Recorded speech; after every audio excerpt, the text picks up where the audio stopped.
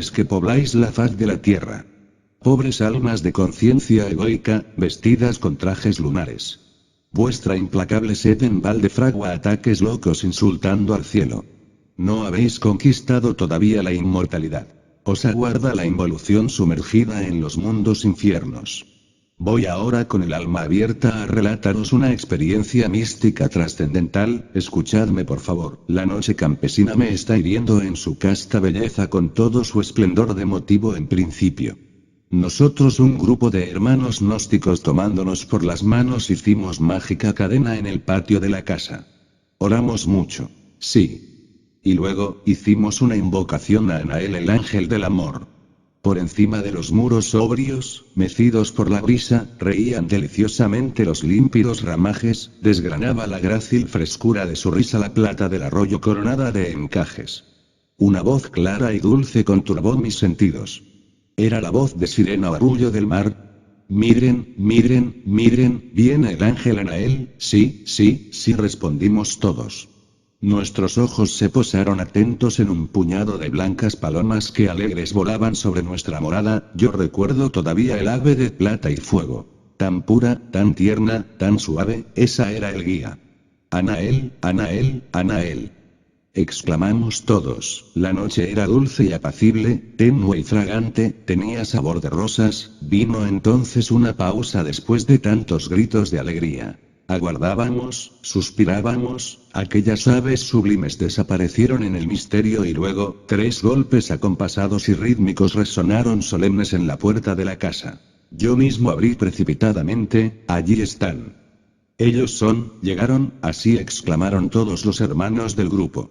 Salimos todos a recibir el grupo de hermosos niños celestiales terriblemente divinos, traían flores en sus manos y en su presencia sentía uno revivir la infancia. A mí me dieron ganas de jugar. Pudimos verificar que esas bellísimas criaturas venían vestidas con el traje de bodas del alma.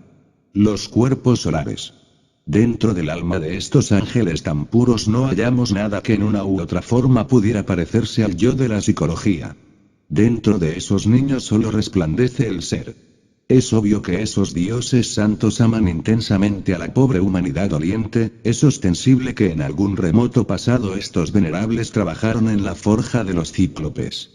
Sus cuerpos gloriosos les hacen inmortales en todos los departamentos del reino. No resulta difícil adivinar que ellos eliminaron radicalmente los cuerpos lunares. Humildemente me prosterné a los pies de Anael, el ángel del amor. Necesitaba consultarle algo. La respuesta me dejó plenamente satisfecho. Ya han pasado muchos años y yo sigo meditando. Imposible olvidar todo esto. Hoy, rebuscando rancios cronicones con el tesón del clérigo en la celda, escribo para que otros lean.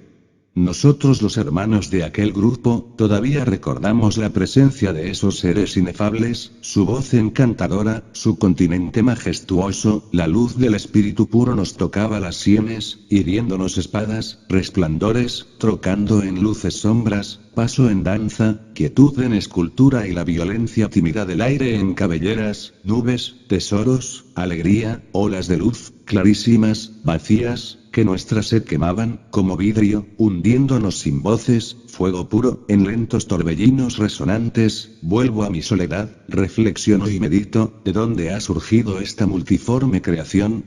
¿Quién conoce el secreto? ¿Quién lo ha revelado? Los dioses mismos, estas divinas criaturas angélicas, vinieron más tarde a la existencia, contemplando la eternidad, antes que fueran echados los cimientos de la tierra. Tú eras, y cuando la llama subterránea rompa su prisión y devore la forma, todavía tú serás, como eras antes, sin sufrir cambio alguno cuando el tiempo no exista. Antes de que amaneciera la aurora del Manvantara, la forma una de existencia sin límites, infinita, sin causa, se extendía sola en sueños y en ensueños y la vida palpitaba inconsciente en el espacio abstracto absoluto, en toda la extensión de aquella omnipresencia que percibe el ojo abierto de Brahma. Dios nunca muere, dicen los bárbaros melenudos coronados de laureles. Nosotros cantamos el ocaso de los dioses.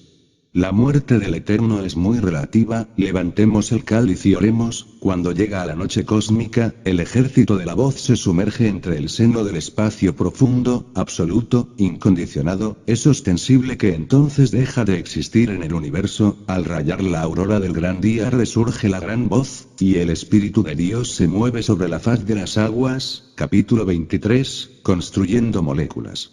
René Dubos ha dicho: el gran espectáculo de la ciencia continúa todavía representándose, solo que prosigue ahora, oculto tras un telón, sin auditorio ni entendidos. Solamente intervienen los intérpretes. Junto a la entrada del escenario unos cuantos charlatanes locuaces y mal informados venden al público confusas imitaciones de los grandes ritos. Al mundo se le ha prometido milagros a bajo precio, pero ya no participa en los gloriosos misterios. La materia compleja de nuestros cuerpos, en el amanecer de la vida se encontraba latente en los gérmenes elementales atómicos, pero se desarrolló muy lentamente con el devenir de los incontables siglos. Es ostensible y manifiesto que, en los variados procesos de transformación gradual de la materia orgánica, intervienen siempre 4 tipos básicos de moléculas. Proteínas. Se cuentan estas entre las materias estructurales más importantes de todos los organismos. Es evidente que en forma de enzimas sirven concretamente como catalizadores específicos, sin los cuales las reacciones químicas vitales se desarrollarían muy lentamente o no lo harían en absoluto. Una molécula cualquiera de proteína consta en verdad de cientos de aminoácidos enlazados inteligentemente en una cadena maravillosa que tiende a formar una espiral, con átomos de hidrógeno como nexos muy sabios para sujetar firmemente las espirales en su sitio. Se nos ha dicho que, aunque se conocen muy bien unos 80 aminoácidos, solo 20 intervienen en la elaboración de las proteínas. Al igual que las 28 letras del alfabeto, pueden disponerse formando infinitas combinaciones que expresan claramente sus funciones. Ácidos nucleicos. Son sustancias admirables de las que depende la calidad esencial de la vida, la continuidad de la existencia. La forma conocida por ADN, ácido desoxirribonucleico, permanece en el núcleo de la célula como almacén o depósito de directrices para el funcionamiento correcto de la misma. Es incuestionable que su famoso pariente, ARN, ácido ribonucleico, es el transmisor de las directrices que provienen del ADN, para cuyas porciones de la célula elabora proteínas. Los aminoácidos se enlazan o concatenan muy sabiamente durante el proceso para satisfacer a la norma de ADN. Las moléculas, ADN, son espirales dobles, ordenadas magistralmente de un modo muy parecido a una escalera de caracol de gran longitud. Los lados espléndidos de esta formidable escalera constan ciertamente de unidades de azúcar y fosfato. Los tramos o peldaños son purinas y pirimidinas apareadas. En el ADN hay solo 4 purinas y pirimidinas: adenina, citosina, guanina y timina, que en forma por cierto muy sutil se encargan de transmitir los mensajes igual a como lo hacen los puntos y rayas del alfabeto Morse. Las que se encuentran en el ARN son las mismas, con la excepción de que la timina es sustituida por uracilo. Lípidos. Son materias grasas fundamentales que almacenan energía vital y forman parte de la estructura de la célula. Sus moléculas constan de átomos de hidrógeno y algunos de oxígeno montados en un armazón de átomos de carbono concatenados. Polisacáridos. Cadenas de moléculas de azúcar que acumulan energía y que, en forma de celulosa, componen las valiosas paredes celulares. Se nos ha dicho que una molécula de celulosa consta de unas 2000 unidades de glucosa. Eminentes hombres de ciencia enfatizan la idea de que los polisacáridos forman parte de la numerosa familia de los carbohidratos. Es indubitable que los 4 elementos primarios de estas vitales sustancias, hidrógeno, carbono, nitrógeno y oxígeno, son precisamente los principios químicos más activos del universo. Es digno de mención el hecho, por cierto, muy interesante, de que solo las proteínas y los ácidos nucleicos contienen hidrógeno. Es notorio que en muchas proteínas se encuentra azufre, siendo el fósforo un componente indispensable de los ácidos nucleicos. Allá por el año de 1930 se descubrió que la atmósfera de los planetas Júpiter y Saturno eran muy ricas en metano y amoníaco, y posteriormente se pudo verificar que el metano abundaba mucho en Urano y Neptuno. Estas investigaciones contribuyeron a reforzar la idea de que la atmósfera primeval del planeta Tierra perteneció a la variedad metano-amoníaco. Urey supuso equivocadamente, por cierto, que tanto la luz ultravioleta como las descargas eléctricas pudieron haber liberado moléculas en tal atmósfera, permitiéndoles reagruparse para formar compuestos orgánicos más complejos. Se busca la clave de la síntesis de los compuestos orgánicos, se investiga. Miller supone que, en una atmósfera arcaica, dominada por el hidrógeno, está el origen de la vida. De acuerdo. Es incuestionable que el hidrógeno en sí mismo es la primera emanación de la materia primordial universal, Mula Prakriti, pero si queremos conocer el origen de la vida, debemos ir a lo profundo. La palabra materia es muy discutible pues encierra variados conceptos. El diccionario la explica como asunto, ocasión, tema, causa, motivo, sustancia, naturaleza, etc. La materia es pues algo muy intelectivo, abstracto, vago, indefinido. Incluye, contiene, virtualmente, toda una procesión de ideas. El término procesión etimológicamente significa teoría, pero usado en estilo docto tratando de la antigua Grecia quiere decir teoría de las Panateneas. La materia en sí misma como sustancia per se, rebasa, transpone, pasa, el estrecho marco de la geometría tridimensional de Euclides. Los infinitos procesos de la materia son multidimensionales y esto es obvio. Miradas las cosas desde este ángulo, es ostensible que la Tierra con todos sus variados fenómenos existió antes en la cuarta dimensión. Continuando con el sistema inductivo podemos y hasta debemos enfatizar la idea de una existencia aún más antigua de nuestro mundo en eso que se llama quinta dimensión.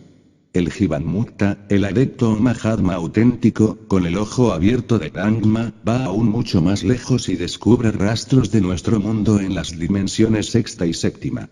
Este ojo abierto es la vista puramente espiritual del adepto. Empero es urgente explicar que no es la clarividencia, sino más bien la facultad de intuición espiritual, por cuyo medio se puede obtener el conocimiento directo y cierto.